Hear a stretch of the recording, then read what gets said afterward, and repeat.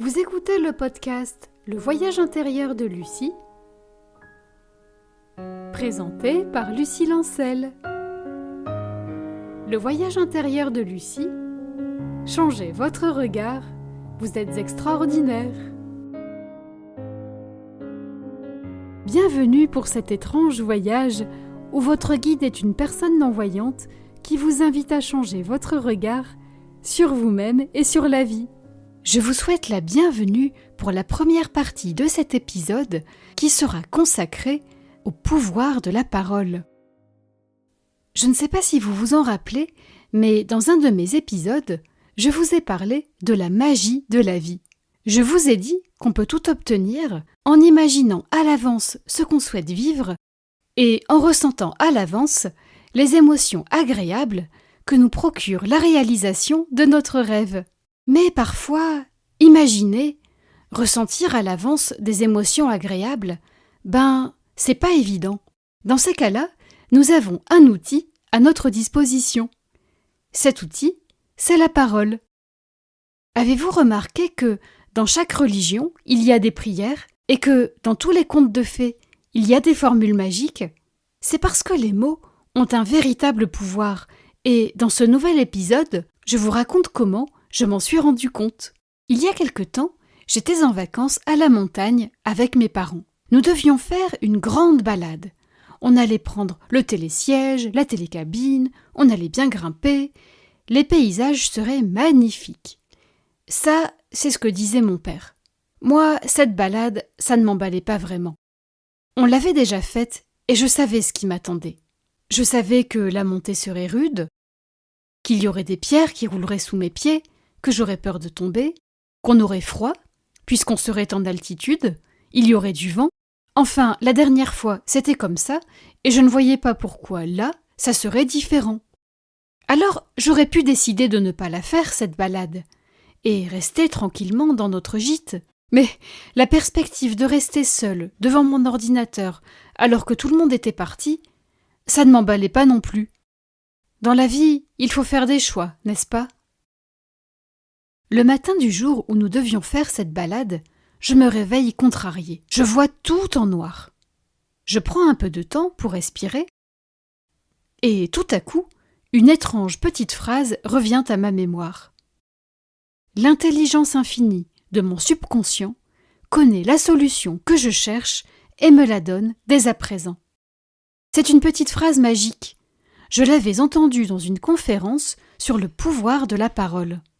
Enfin, une petite phrase magique, c'est ce que disait la dame qui parlait pendant la conférence. C'est curieux parce que j'avais écouté cette conférence plusieurs fois, mais sans prêter attention à cette petite phrase. Mais là, sans savoir pourquoi, je me mets à la réciter à voix basse plusieurs fois. L'intelligence infinie de mon subconscient connaît la solution que je cherche et me la donne dès à présent. Normalement, on n'est pas obligé de la dire plusieurs fois. Mais moi, je sens que plus je le fais, et plus mon mental se calme. Comme s'il comprenait que, il n'est pas tout seul, qu'il y a des solutions, et que tout peut s'arranger. Au bout d'un moment, je me sens vraiment apaisée. Alors, j'allume mon ordinateur et je reprends une activité normale. En fin de matinée, alors que mon père est absent, il me vient l'idée de parler de mon inquiétude avec le reste de ma famille. Et là, à ma grande surprise, je me rends compte que je suis loin d'être la seule à appréhender cette balade. Je ne le savais pas, mais il a été convenu avec mon père que, si ça ne va pas, on fait demi-tour. On n'est pas obligé de la faire jusqu'au bout. On ne se met pas la pression. Ah, ça va alors. Soulagée, je me mets à travailler à mon podcast et je ne pense plus à cette balade. L'heure du départ arrive, nous nous mettons en route. Comme je m'y attendais, parfois c'est compliqué. Ça monte fort, des pierres roulent sous mes pieds. Mais ce n'est pas toujours comme ça. Dans les passages difficiles, on prend le temps, un pas après l'autre. Et quand c'est plus calme, on bavarde tranquillement. Je sens que quelque chose en moi s'est détendu. Tout me semble plus léger. Et puis, la météo est bien plus agréable que la dernière fois. Au bout d'un moment, mon père, très surpris, nous annonce que nous sommes arrivés. Nous avons fait la balade jusqu'au bout. Alors là, vous allez peut-être me dire « Bah, ça n'a pas marché ton truc, puisque tu as quand même dû la faire cette balade. Ta solution, elle est où là ?» Bah en fait, ce qui m'a surprise, c'est la fluidité du processus. Tout s'est fait naturellement, dans la douceur, sans que je contrôle quoi que ce soit. Comme je vous l'ai déjà dit, notre mental, il a une vision binaire de la situation. Je viens ou je reste. C'est soit l'un, soit l'autre. Il ne connaît pas la nuance. Et la solution que je cherche n'est pas forcément celle que mon ego a imaginée.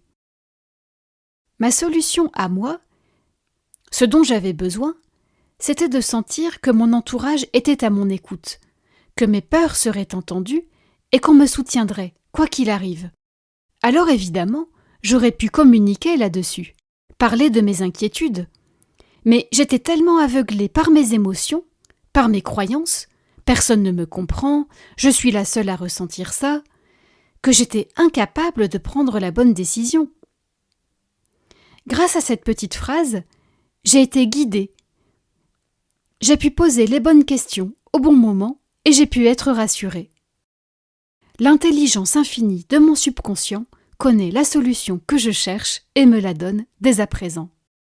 Le subconscient, c'est comme un grand ordinateur. Dedans, il y a nos peurs, nos croyances, nos limitations, mais aussi nos forces, nos ressources, nos solutions.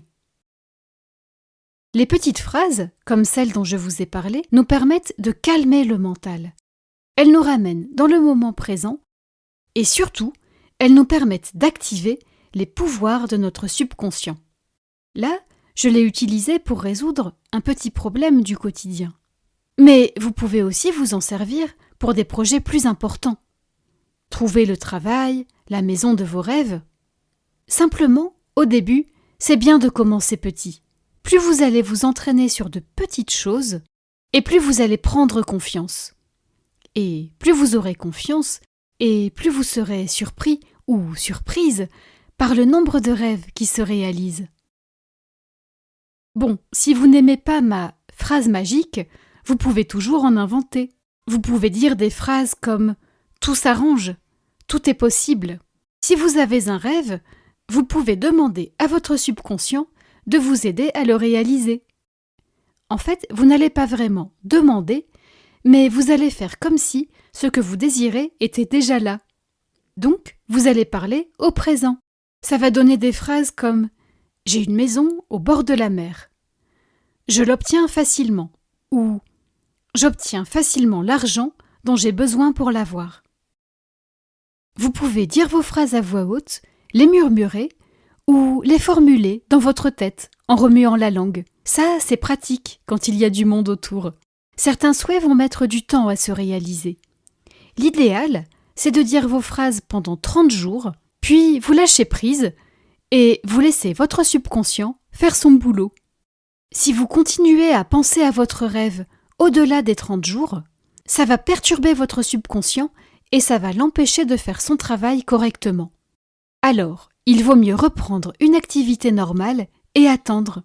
Vous ne savez jamais quand ni comment la solution vous parviendra. Mais ayez confiance, elle arrivera. Mais là, vous vous dites peut-être « Non mais ça marche vraiment ça ? Même pour moi ?» Normalement, ça marche pour tout le monde.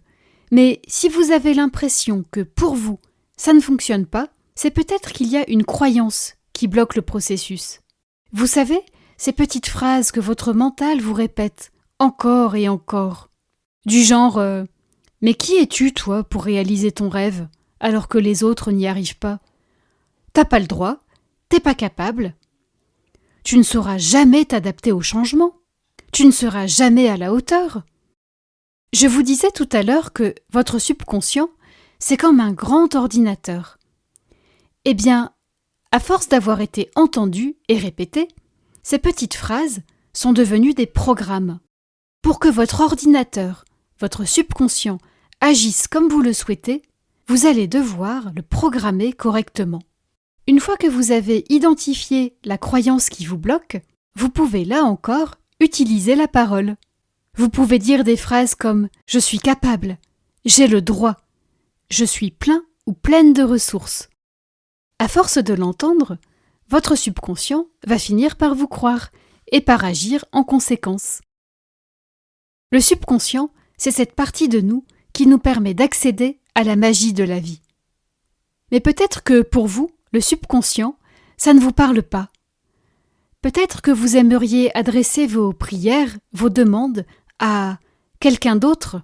Dans la seconde partie de cet épisode, je vous parlerai d'une autre phrase magique et je vous montrerai comment vous pouvez adapter vos demandes à vos croyances et à votre personnalité. J'espère ainsi vous montrer que tout le monde, sans exception, peut avoir accès à la magie de la vie. Même si vous n'avez pas de religion, même si vous ne croyez plus aux contes de fées parce que, quand même, vous avez passé l'âge, vous pouvez, vous aussi, utiliser la parole pour réaliser vos rêves. Il serait peut-être plus juste de dire que vous pouvez, vous aussi, utiliser la parole et reprogrammer votre subconscient pour qu'il ne soit plus votre ennemi, mais au contraire votre meilleur allié, pour faire de chacun de vos rêves une réalité. Nous arrivons à la fin de la première partie de cet épisode. J'espère que ça vous a plu. En tout cas, si le cœur vous en dit, n'hésitez pas à me laisser un petit message sur ma page Facebook ou sur ma chaîne YouTube. Je vous lirai avec grand plaisir. Je vous retrouve très prochainement pour la seconde partie de cet épisode. En attendant, prenez soin de vous et faites preuve de bienveillance envers vous-même. À très bientôt. Merci de m'avoir écouté. C'était le voyage intérieur de Lucie. Si vous avez aimé cet épisode, vous pouvez liker, partager, vous abonner à ma chaîne. Ce podcast est disponible sur toutes les plateformes numériques, Apple Podcast, Spotify, Google Podcast, Deezer, etc. Et si vous souhaitez me contacter pour commenter un épisode, partager votre expérience, n'hésitez pas à vous rendre sur la page Facebook du podcast. Je vous mets le lien dans la description. Je vous retrouve très prochainement pour un nouvel épisode du podcast Le voyage intérieur de Lucie. Le voyage intérieur de Lucie, changez votre regard, vous êtes extraordinaire.